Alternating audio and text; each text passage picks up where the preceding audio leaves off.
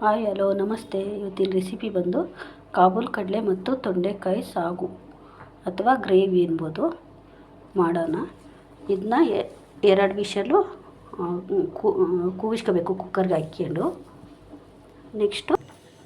Next ಒಂದು ಬಾಣಲಿ ಇಟ್ಟು ಅದಕ್ಕೊಂದು ಸ್ವಲ್ಪ ಎಣ್ಣೆ ಹಾಕೊಳ್ಳೋಣ ಮಸಾಲೆ ಹುರಿಯೋಕ್ಕೆ. ಅದಕ್ಕೆ 4 ಕಾಳು ಮೆಂತ್ಯ,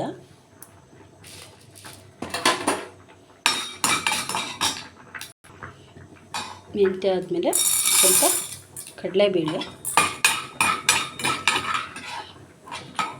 ಇದೊಂದು ಸ್ವಲ್ಪ ಫ್ರೈ ಆದಮೇಲೆ ಉದ್ದಿನಬೇಳೆ ಸ್ವಲ್ಪ ಹುರಿಯೋಣ.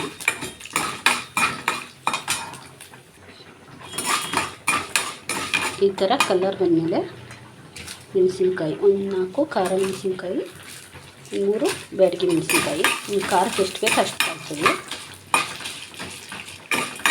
ಒಂದು ಸ್ವಲ್ಪ ಬಿಸಿ ಆದಮೇಲೆ ಧನಿಯಾ ಒಂದು 2 ಸ್ಪೂನ್. ಇಷ್ಟ ಆದಮೇಲೆ ಜೀರಿಗೆ, ಮೆಣಸು ಒಂದು ಸ್ವಲ್ಪ, ಕರಿಬೇವಿನ ಸೊಪ್ಪು, ನೆಕ್ಸ್ಟ್ ಒಂದು ಸ್ವಲ್ಪ ಕೊಬ್ಬರಿ ಹಾಕಿ ಒಂದು ಸ್ವಲ್ಪ ಫ್ರೈ ಮಾಡೋಣ. ನೆಕ್ಸ್ಟು ಸ್ವಲ್ಪ ಗಸಗಸೆ, ಇಷ್ಟು ಸಾಕು. ಆಫ್ ಮಾಡೋಣ. ಇದು ಇವತ್ತು ತಣ್ಣಗಾಗಿದೆ. ಮಿಕ್ಸಿಗೆ ಹಾಕಿ ರುಬ್ಬೋಣ. ನೈಸಾಗಿ ರುಬ್ಬಬೇಕು. ಇದು ನೈಸಾಗಿ ರುಬ್ಬೇಕಾಗಿದೆ ಇಷ್ಟು. ನೆಕ್ಸ್ಟು ಬಾಣಲಿ ಇಟ್ಕೊಂಡು, ಬಾಣಲಿ ಕಾದ್ಮೇಲೆ ಸ್ವಲ್ಪ ಎಣ್ಣೆ ಕಾಯಲಿ.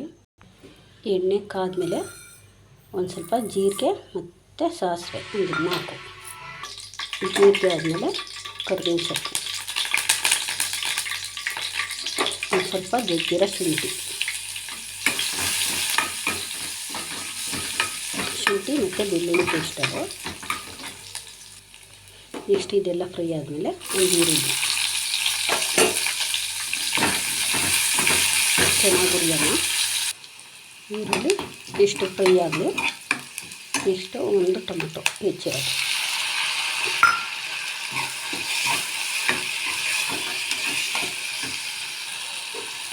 ಟೊಮೆಟೊ ಇಷ್ಟು ಫ್ರೈ ಆದಮೇಲೆ ಎಲ್ಲ ಹುರಿದಾಗಿದೆ.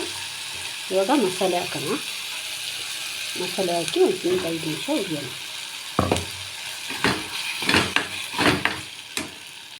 ಇವಾಗ ಮಸಾಲೆ ಎಲ್ಲ ಹುರಿದಾಗಿದೆ. ನೆಕ್ಸ್ಟು ಕಡಲೆಕಾಳು ಮತ್ತು ತೊಂಡೆಕಾಯಿ ಬೇಯಿಸಿದ್ವಲ್ಲ ಅದು ಹಾಕಿಡೋಣ. ಅದು ಹಾಕಿ ಹುರಿಯೋಣ ಒಂದು ಸ್ವಲ್ಪ. ಇದೊಂದು ಸ್ವಲ್ಪ ಫ್ರೈ ಆದಮೇಲೆ ಕಡಲೆಕಾಳು ಬೇಯಿಸಿದ ನೀರು ಇರುತ್ತಲ್ಲ ಅದು ಹಾಕೋಣ.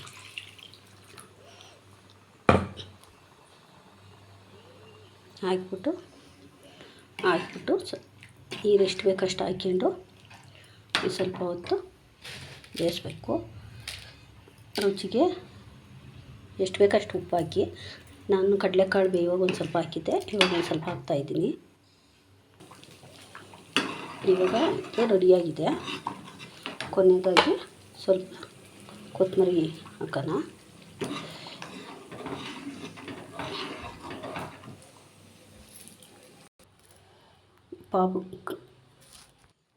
ಕಾಬೂಲ್ ಕಡಲೆ ಮತ್ತು ತೊಂಡೆಕಾಯಿ ಸಾಗು ರೆಡಿಯಾಗಿದೆ. ದೋಸೆ ಜೊತೆ, ಚಪಾತಿ ಜೊತೆ, ಅನ್ನದ ಜೊತೆ ಯಾವುದ್ರ ಬೇಕಾದ್ರೂ ಜೊತೆ ತಿನ್ಬೋದು.